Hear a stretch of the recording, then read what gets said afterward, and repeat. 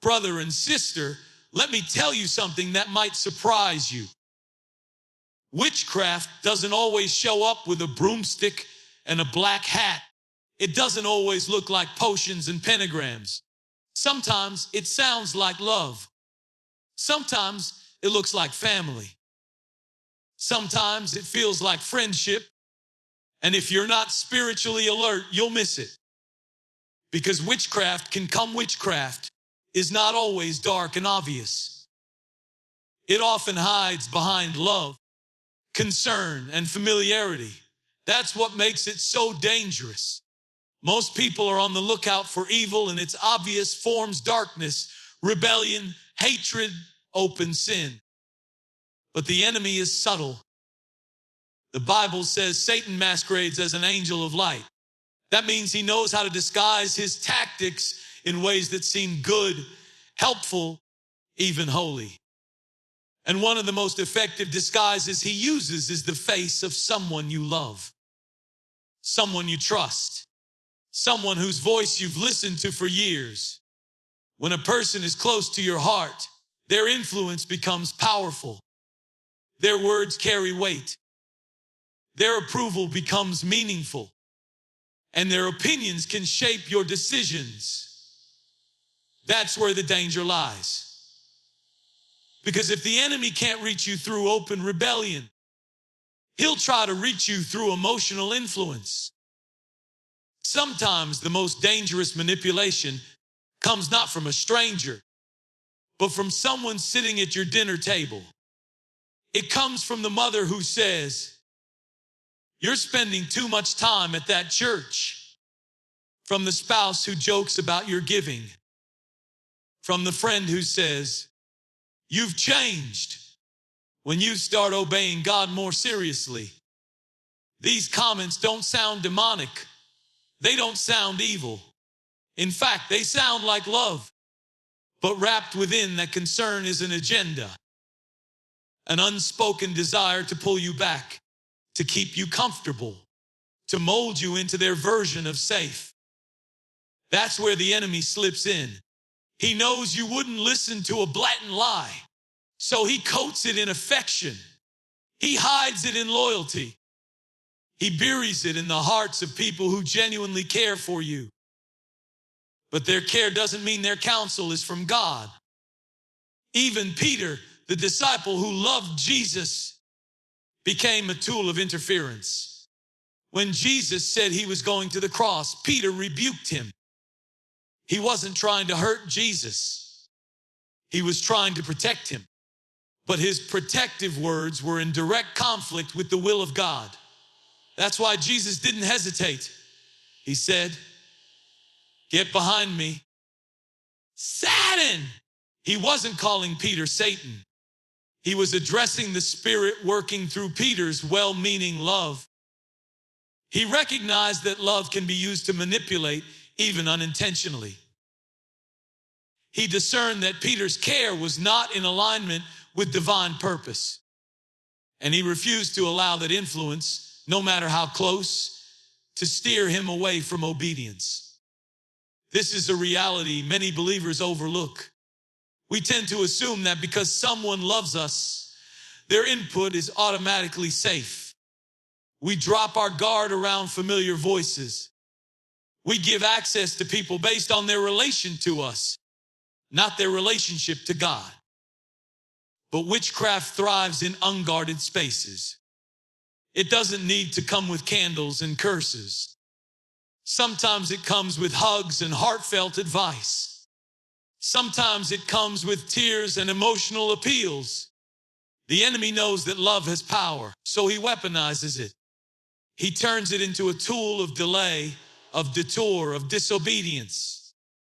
When someone tries to shape your direction, silence your convictions, or challenge your calling, all under the banner of love, you must recognize the deeper influence at play. Witchcraft, at its root, is about control. It's about imposing one's will over another's freedom. In the spiritual realm, it manifests when someone's desire for your life overrides God's direction. That's why the voices of loved ones must be discerned, not blindly followed. Their proximity doesn't make them exempt from being used. In fact, their nearness makes them a prime target for the enemy. The closer they are, the easier it is to let your guard down. And that's when subtle manipulation slips in, not with evil intentions, but with ungodly results. It's not always what they say. It's what their words pull you away from. It's not the tone they use. It's the spirit behind it. You don't need to be paranoid, but you do need to be spiritually awake. Any voice, even from loved ones, that contradicts God's will is a spiritual threat. This truth can be difficult to accept because we are emotionally tied to those closest to us. We value their opinions, we trust their judgment, and we often assume that their love automatically aligns with what's best for us. But Scripture doesn't teach us to be led by affection. It teaches us to be led by the Spirit. The will of God must be the highest authority in your life, higher than family expectations, higher than cultural norms, and higher than emotional bonds. If someone's words, no matter how close they are to you, conflict with what God has said, then those words become dangerous. They may not intend to harm you. They may even believe they're protecting you. But spiritual threat doesn't always come with malicious intent.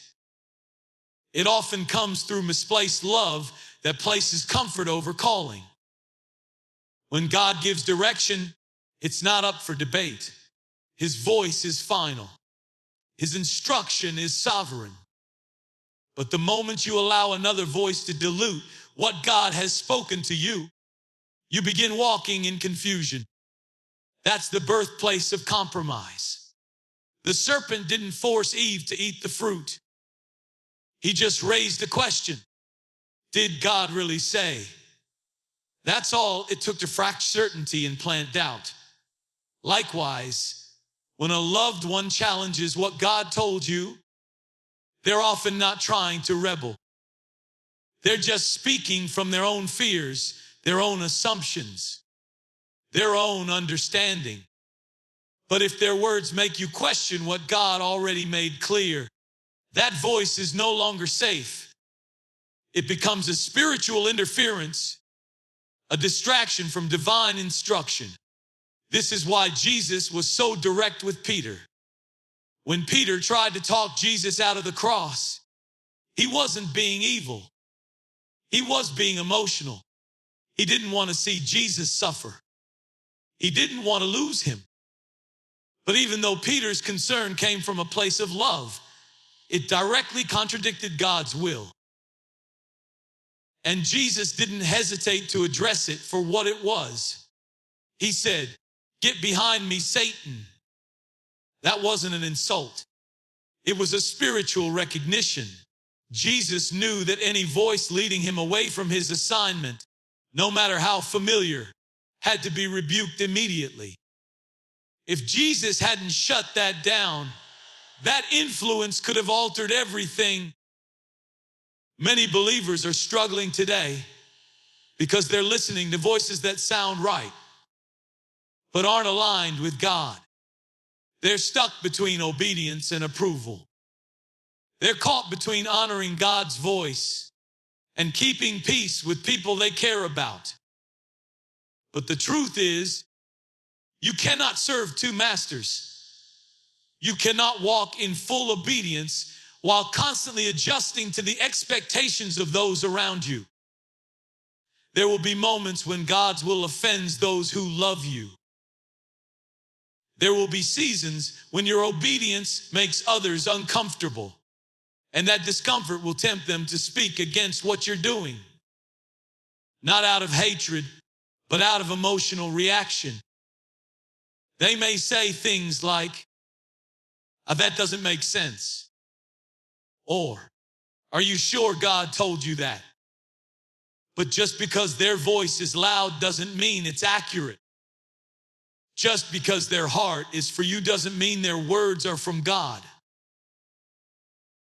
God doesn't share authority over your destiny. He doesn't need validation from your family or confirmation from your friends to move in your life. When he speaks, he expects obedience.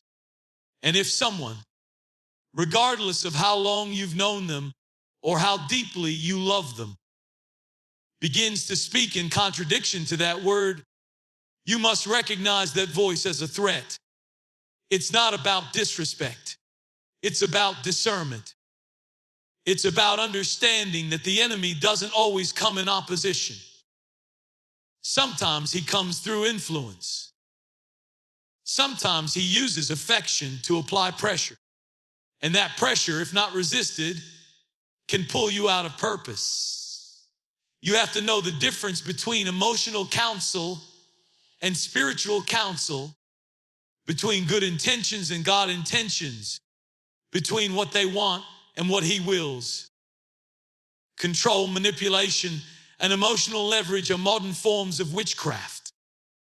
Most people associate witchcraft with ancient rituals, dark symbols, or supernatural ceremonies, but its essence has always been about control. At its core, witchcraft is the effort to override someone's free will, to bend their actions toward the manipulator's desires, and to place one's own will above God's. This is why it's so dangerous when control hides behind emotion. It doesn't look evil. It doesn't sound threatening. It can look like care, concern, advice, or affection. But just because something feels emotionally right doesn't mean it's spiritually right. And that's where the deception gains power. When someone uses their love for you as a way to direct, manage, or pressure your choices, they are engaging in a spiritual practice, that very essence of witchcraft. Manipulation is subtle. It whispers rather than shouts. It suggests instead of commands. And the closer the relationship, the more powerful the manipulation can become. When someone knows your past, your weaknesses, your guilt, your dreams, they can use those emotional touch points to influence your direction. A parent might say, "After everything I've done for you, this is how you repay me." That sounds like disappointment, but it's also emotional leverage. A friend might imply, "You've changed since you started going deeper with God," trying to make you feel guilty for growing. A spouse might withhold support or affection when you don't follow their expectations, sending the message that your obedience to God costs you relational peace. These tactics may never be labeled as witchcraft, but spiritually, they carry the same motive: to shift your path away from God's will and towards someone else's control. Witchcraft through emotional manipulation is not always a conscious act.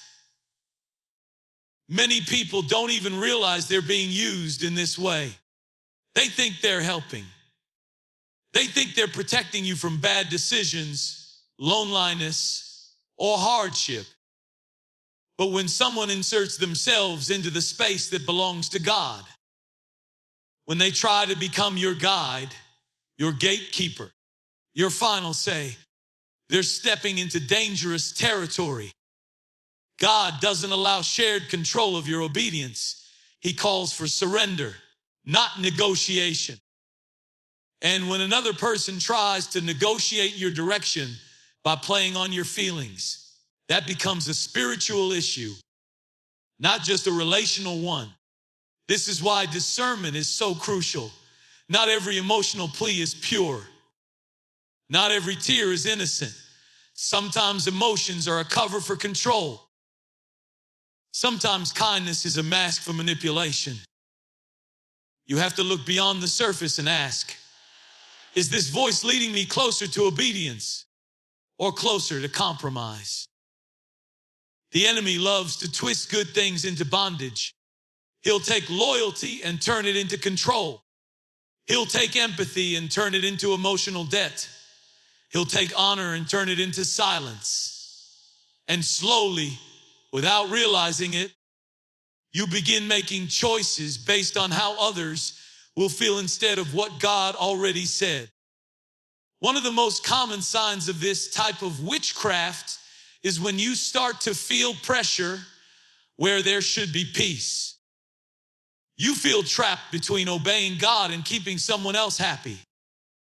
You feel torn between pleasing the Lord and avoiding conflict. You start praying less because someone mocks your faith. You stop serving because it causes tension in your relationship. You compromise your time with God to avoid upsetting someone.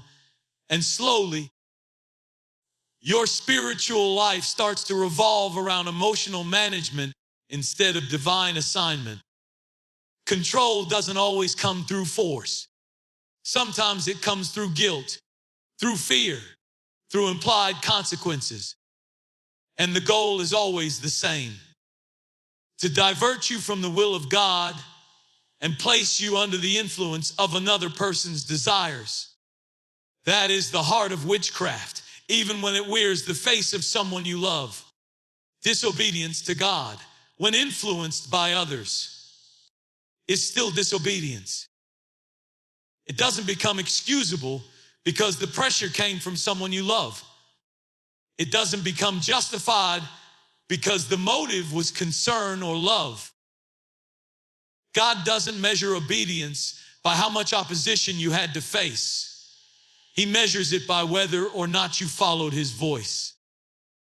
There is a growing deception in the hearts of many believers where we think that external influence makes partial obedience acceptable. But God doesn't call us to partial obedience. He doesn't give us the luxury of following him halfway. When he speaks, he expects full surrender regardless of who agrees or disagrees with the path he has chosen for us. Even if those close to you don't support it, even if their feelings are hurt, even if they accuse you of being extreme, obedience must remain your priority. Saul was anointed by God to lead Israel, and yet he lost everything because he allowed the opinions of people to override the command of the Lord. He was told to utterly destroy the Amalekites, but instead he spared the best of the livestock and the king, justifying his actions as worship. But when the prophet Samuel confronted him, Saul admitted, "I feared the people and obeyed their voice." That confession revealed a deeper truth. His loyalty was divided. He listened to people over God, and that was enough for God to reject him as king. Disobedience, no matter how humanly understandable, still carries consequences. It wasn't that Saul didn't do anything God said. It was that he didn't do everything God said. And the missing part was caused by the influence of people. So many today are walking in delayed obedience or half-hearted surrender because they're waiting for permission from people God never asked permission from. They hesitate because their spouse isn't supportive. They shrink back because their parents disapprove. They modify the call of God to fit the comfort of their circle. But when you stand before God, those voices won't be standing with you. You alone will give an account for how you responded to his instructions. God is not going to ask what your family thought. He's not going to review how many friends approved. He's going to ask whether you did what he said, exactly how he said it. The enemy knows that outright rebellion may not be an option for someone who truly loves God. So instead, he uses relationships to soften your resolve. He brings in people who genuinely care about you, but don't carry your calling. He uses their love as a tool to dilute your obedience. They don't mean to be a hindrance, but they speak from their fears and their lack of spiritual vision. And if you aren't careful, you'll make decisions based on their comfort instead of God's clarity. You'll stay where you shouldn't stay. You'll delay what you were supposed to start. You'll silence what you were called to speak. And all of it will be dressed in the language of love. But no matter how convincing the influence is, the standard of heaven doesn't change. Disobedience is still disobedience, even if it makes others feel better. Even if it keeps peace in your home. Even if it protects your reputation or avoids conflict. The moment someone else's opinion holds more weight than God's command, your heart has made a trade. It's placed relationship above righteousness. And even if your outward behavior looks reasonable, the spiritual consequence is the same. When God gives you a word, a direction, a command, there are no exemptions for emotional ties or social pressure. To delay is to disobey. To alter is to disobey. To hide behind someone else's opinion is to disobey. There is no version of obedience that makes space for influence that contradicts God's will. Comfort can be more dangerous than conflict when it distracts from your calling. Most people assume that peace and ease are always signs of God's approval, but that's not always true. Sometimes the most dangerous place to be is the place where nothing is challenging you, nothing is stretching you, and no one is confronting your faith. The enemy knows that if he can't destroy your purpose with storms, he'll try to drown it in comfort. He'll surround you with voices that make you feel safe while pulling you away from spiritual urgency. He'll use people who want what's best for you, according to their definition, not God's.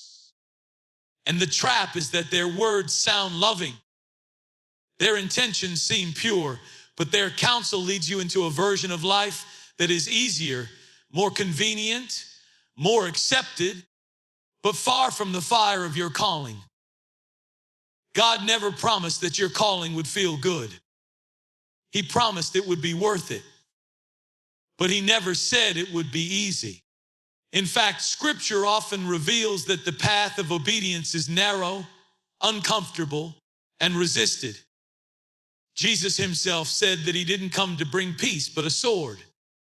That family would rise against family. That following him would cause division.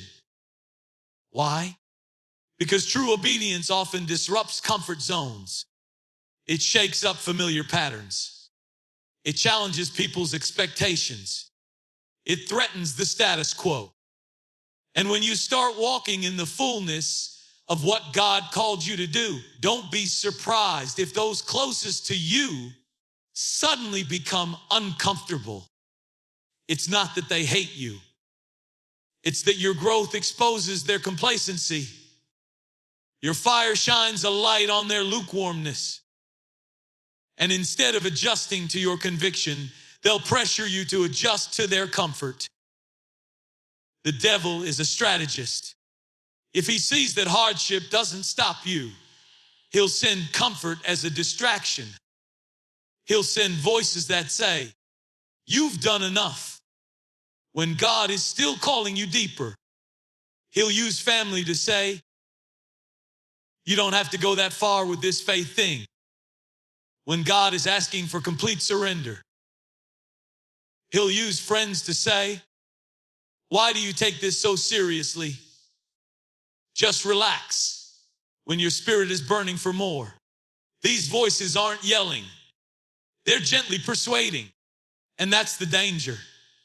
Because when the conflict is loud, it's easier to identify. But when comfort comes softly, wrapped in emotional support, it feels safer than it actually is. Sometimes the path of comfort is paved by loved ones who don't want to see you struggle. They see your tears, your exhaustion, and your sacrifice, and they suggest a way out. They mean well, but they don't see what God has shown you. They don't carry the burden He placed on your heart.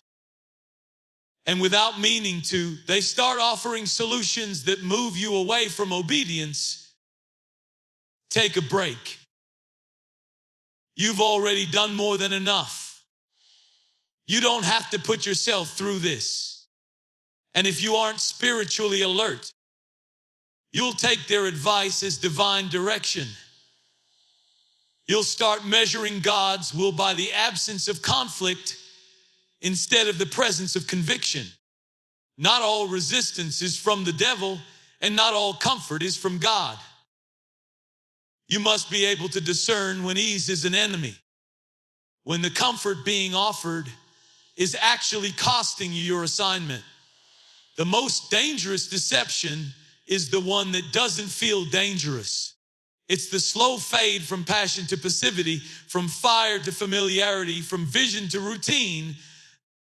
And often, this shift is triggered by people who genuinely love you, who think they're protecting you, who don't want to see you hurting, but who are unknowingly steering you away from the very thing God is using to shape and prepare you. When your surroundings are always safe, always smooth, always predictable, you have to stop and ask, have I traded the cost of my calling for the comfort of my circle? The enemy will often disguise his voice in the mouths of people you love, using their words to plant seeds of doubt, fear, or distraction. He knows that strangers have little influence over your choices, but those you love deeply, those who have walked with you, encouraged you, raised you, stood by you, carry weight. Their words echo louder in your heart. Their opinions shape how you see yourself. Their concerns can stir anxiety even when you were previously at peace. And that influence, when unchecked, can become a gateway for spiritual interference. Just as the serpent used gentle questions to distort Eve's perspective, the enemy uses familiar voices to challenge what God has spoken. It doesn't have to sound like rebellion to function like deception. It just has to create uncertainty where there was once clarity.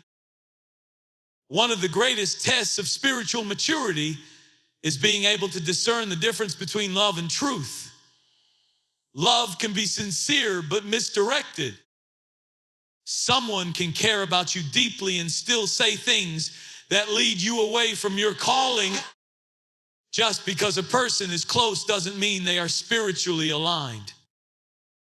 They may pray for you, support you, and even walk with you in church circles, but that doesn't mean every word they speak is from heaven. The enemy is subtle. He won't always oppose you through outright rejection. Sometimes he works through agreement that leads you just slightly off course. That slight deviation, repeated over time, becomes a complete detour. It is spiritual naivety to assume that every loved one will be used by God in your journey. Sometimes they become instruments of delay, unintentionally offering emotional alternatives to divine assignments. When Peter tried to stop Jesus from going to the cross, he was operating in love but functioning as a stumbling block. Jesus had to call out the spirit behind the words, not the person, but the influence. A "get behind me, Satan." That was not a moment of cruelty, but of clarity. It was Jesus recognizing that the enemy had found an entry point through a loyal disciple. And if Jesus had allowed emotional ties to override spiritual discernment, the mission would have been compromised. There are moments in your life where you must do the same. Identify when someone you love is being used to steer you in a direction that sounds good, but isn't God. This kind of spiritual witchcraft isn't about hexes or potions. It's about influence. It's about subtle redirection. It's about emotional manipulation wrapped in concern. It's about well-meaning people speaking from their soul instead of the spirit. And if you don't sharpen your discernment, you'll confuse love with spiritual alignment. You'll think that because someone loves you, they must be right. But love without revelation can still lead to disobedience. Emotional closeness is not the same as divine instruction. People can speak from their wounds, their fears, their regrets. And if you let those voices guide your decisions, you'll be living someone else's narrative instead of God's plan for your life. You must protect the voice of God in your life. Guard it fiercely. When he speaks, treat his words as sacred. Don't let them be negotiated by those who weren't in the room when he called you. Don't let their comfort, their experience, or even their wisdom talk you out of what God has made clear. The enemy doesn't need to yell when he can whisper through someone who knows your heart. He just needs a moment of hesitation, a seed of doubt, a single suggestion that shifts your direction. And if he can find a voice you trust, he'll use it. That's why discernment isn't optional. It's essential. You have to know when the voice you love is being used to lead you away from the voice you're called to obey.